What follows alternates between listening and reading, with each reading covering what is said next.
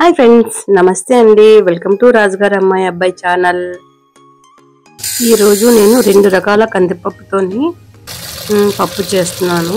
అందులో ఎర్ర కందిపప్పు, నార్మల్ కందిపప్పు. టేస్ట్ రెండు కూడా చాలా బాగుంటాయి. ఇది 2 సార్లు శుభ్రంగా కడిగేసుకొని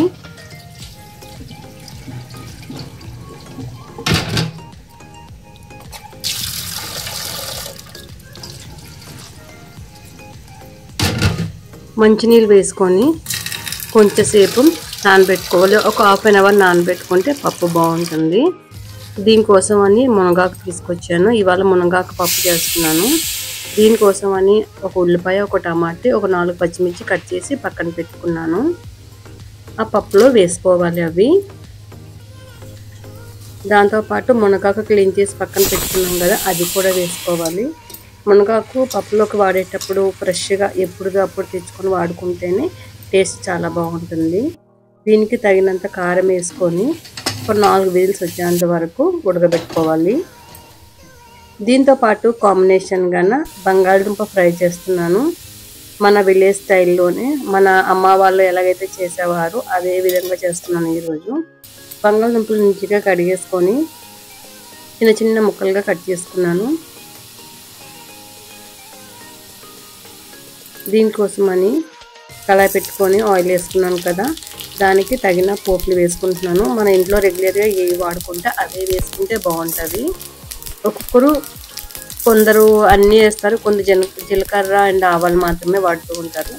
నేనైతే పోపు అంటే అన్నీ వేస్తూ ఉంటాను. అలాగే ఎండుమిర్చి కట్ చేసి వేసుకోవాలి. దాంతోపాటు కరివేపాకు కూడా వేసుకోవాలి. ఈ కరివేపాకు కూడా నేను ఫ్రెష్గా తీసుకొచ్చాను.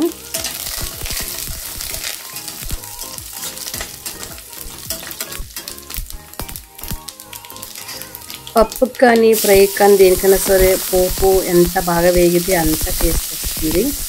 అందులో ఆలు అంటే ఇంకా చెప్పవసరం లేదు, ప్రతి ఒక్కరికి ఇష్టమైనది.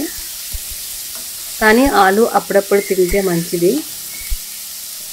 పెద్దవాళ్ళు మాత్రం ఎక్కువ తినకూడదు, కానీ మామూలు వాళ్ళు మాత్రము తింటే మంచిదే, ఏమీ కాదు. మేము ఉండేది బీహార్లోను కాబట్టి ఇక్కడ ప్రతి ఒక్కరు కూడా ఆలు ఎక్కువగా తింటారు. బీహారీస్, బెంగాలీస్ ప్రతి ఒక్క కూరలోని కూడా ఖచ్చితంగా ఆలు ఉండవలసిందే ఇక్కడ. మేమైతే అప్పుడప్పుడు మాత్రమే వండుకుంటాము. దీంట్లోని ఉప్పు, కారం వేసుకొని వేసుకోవాలి. ఇంకా దీంట్లోని కారమే అవసరం లేదు, మన ఎండుమిర్చి కారం సరిపోతుంది. మీరు ఆలు ఫ్రై చేస్తే ఎట్లా చేస్తారు అంతేనా నాకు కామెంట్ సెక్షన్లో చెప్పండి. వీడియో చూసేటప్పుడు పూర్తిగా చూడండి. వీడియో పూర్తిగా చూస్తేనే నేను ఏ విధంగా చేస్తున్నాను అన్నది మీకు తెలుస్తుంది. నేను చేసే ప్రతి ఒక్క కర్రీ కూడా చాలా సింపుల్గా అయిపోయే విధంగానే చేస్తాను. మరీ ఆర్భాటంగా హంగామాగా చేయను ఎక్కువగా. అస్సలు వంట తెలియని వాళ్ళు కూడా చూసి ఈజీగా నేర్చుకోవచ్చు, అలా ఉంటాయి నా వంటలు. ఆలు ఇలా ఉంటే ఇంకా ఆలు ఫ్రై అయిపోయినట్టే. ఆలు చాలా ఫాస్ట్గా ఉడికిపోతుంది.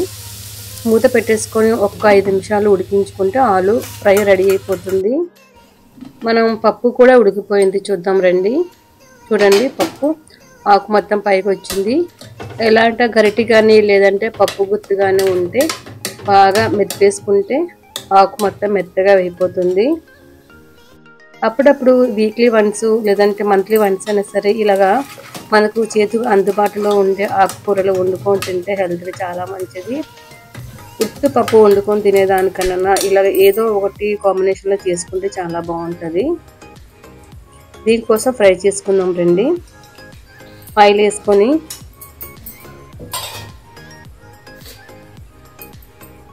పోపు దినుసులన్నీ రెడీ చేసి పక్కన పెట్టేశాను, ఒక్కసారిగా వేసేద్దామని. సేమ్ పోపు అదేనా, జీలకర్ర, ఆవాలు, మినప్పప్పు, శనగపప్పు, మిరపకాయలు 2 ఒకటే కట్ చేశాను. ఆల్రెడీ అందులో స్పైసీ ఎక్కువ వేసాను కాబట్టి ఇందులో తక్కువ వేసాను. అలాగే ఇందులో వెల్లుల్లిపాయలు ఎక్కువ వేసుకుంటే బాగుంటుంది. తాలింపు పెట్టేటప్పుడు పోపులో పప్పుకి ఎస్పెషల్లీ వెల్లుల్లిపాయలు ఎక్కువ ఉంటే చాలా బాగుంటుంది. పప్పు ఉడకబెట్టేటప్పుడే వెల్లుల్లిపాయలు వేసాను కాబట్టి ఇప్పుడు పోపులో వేసుకొని అవసరం లేదు. పోపు ఎంత బాగా వేగితే అంత మంచి టేస్ట్ వస్తుంది. దీంట్లోనే ఇంగువ వేసుకుంటే గ్యాస్ ట్రబుల్ రాదు, టేస్ట్ కూడా చాలా బాగుంటుంది.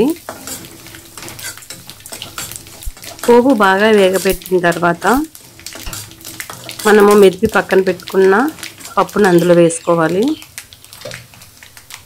కొత్తగా వంట చేసేవాళ్ళు ఫస్ట్ ఏమో ఇలాంటి పప్పు తాలింపులు చేసేటప్పుడు చాలా కేర్ఫుల్గా ఉండాలి. చూడండి మన పప్పు రెడీ అయిపోయింది. వేడి వేడి అన్నంలో వేసుకొని తింటే చాలా యమ్మీగా టేస్టీగా ఉంటుంది. మీకు ఈ వీడియో ఎలా అనిపించిందని నా కామెంట్ సెక్షన్లో చెప్పండి. థ్యాంక్ యూ సో మచ్ అండి వీడియో చూసిన వాళ్ళందరికీ కూడాను.